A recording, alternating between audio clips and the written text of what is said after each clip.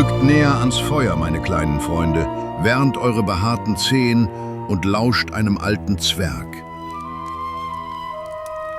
Ihr kennt die sanften grünen Hügel eures Auenlandes, die nach Erde und Sommergras duften. Doch heute Nacht nehme ich euch mit an einen anderen Ort, tief hinein in den Berg.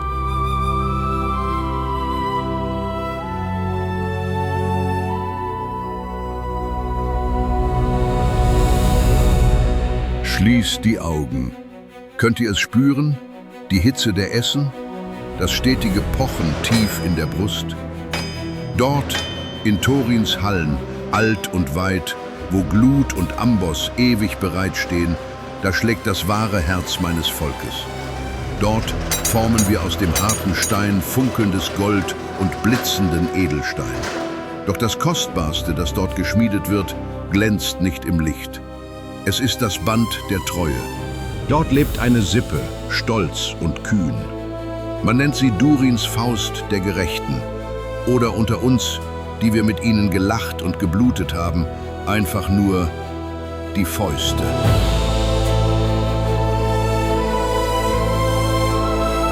Wir Zwerge gelten oft als stur, nicht wahr?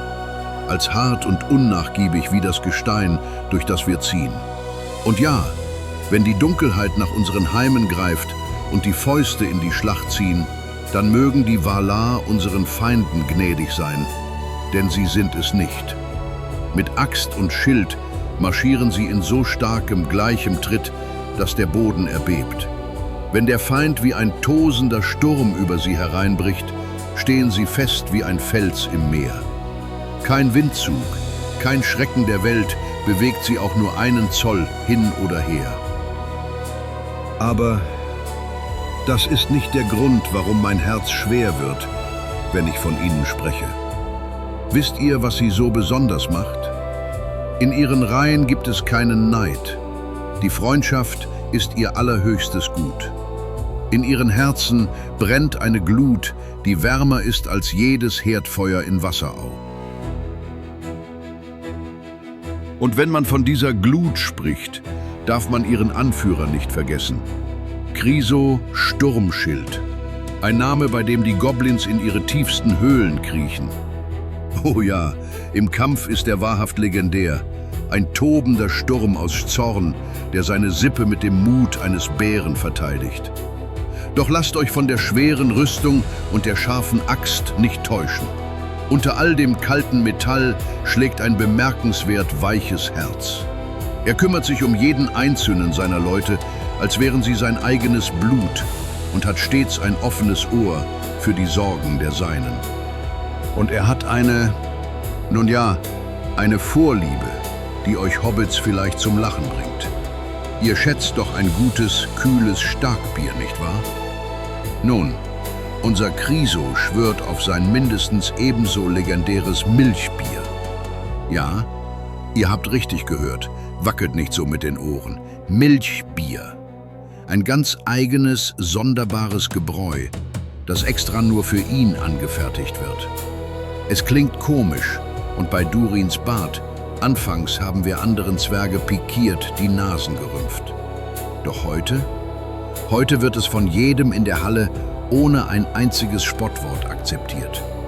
Denn wer ein so gewaltiges Herz hat und im Kampf so erbittert für seine Freunde einsteht wie Chryso Sturmschild, dem reicht man auch einen Humpen Milchbier mit dem allergrößten Respekt. Aber eine Geschichte, so bewegend sie auch gesprochen sein mag, kann das Wesen dieser Bruderschaft nur erahnen lassen. Eine solche Treue, eine solche Kraft verlangt nach mehr als nur Worten am Lagerfeuer.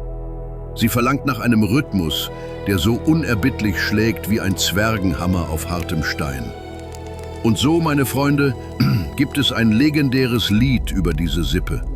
Eine Hymne, die durch Dunkelheit und hellen Schein hallt und für immer bleiben wird.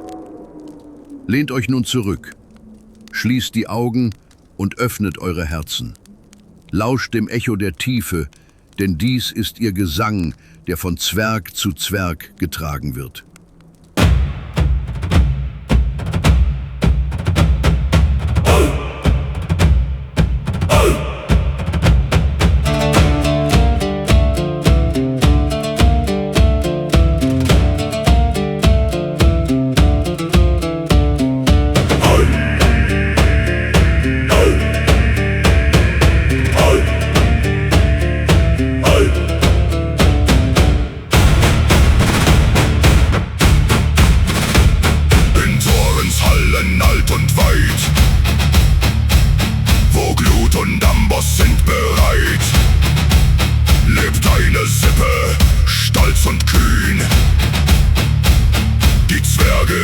durch Berge ziehen. Ihr Hammer schlägt im harten Stein. Sie formen Gold und Edelstein. Mit Axt und Schild in starkem Tritt marschieren sie in gleichem Schritt.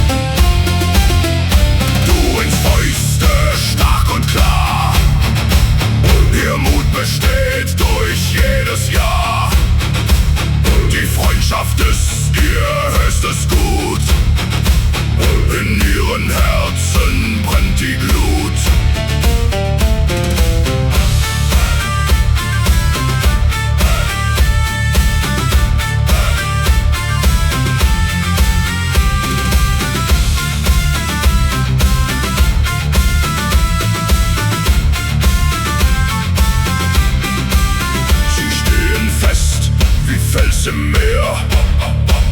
Kein Sturm bewegt sie hin und her. Faust der Gerechten nennt man sie. Ihr Banner ist die Harmonie.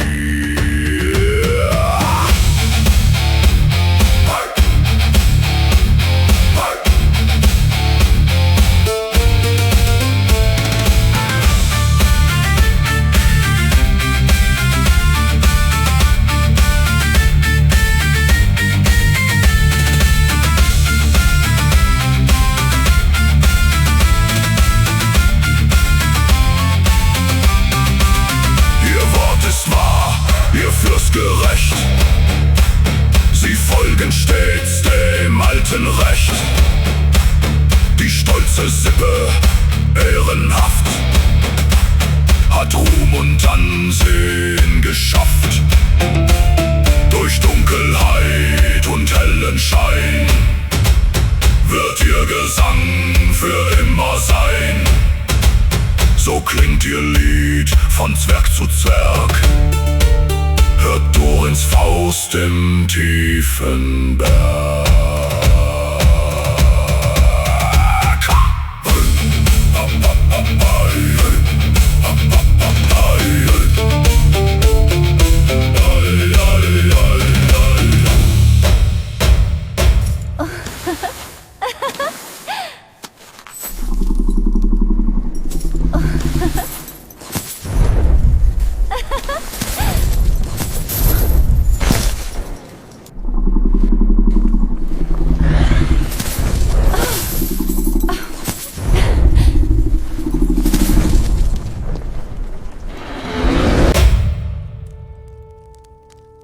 Ja, ihr habt richtig gehört.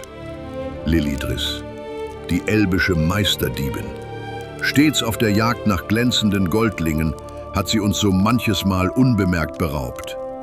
Oder wer ist diese Lilidris wirklich? Ist sie am Ende vielleicht sogar eine Freundin, die wir eigentlich nur kopfschüttelnd und lächelnd aus der Ferne beobachten, wenn sie wieder flink durch die Schatten schleicht? Nun, meine kleinen Freunde, das erfahrt ihr in unserer nächsten Geschichte.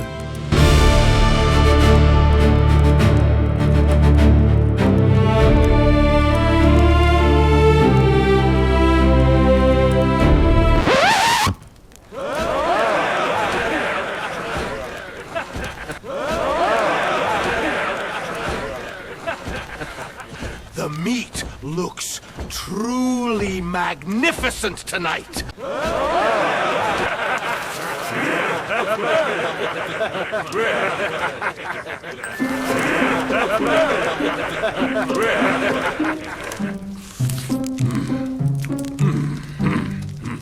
Habt ihr gewusst, dass das Wildschwein im Folgenden wissenschaftlich Sus scrofa genannt ein sehr aufpassungsfähiger Eisfresser und höchst intelligent ist?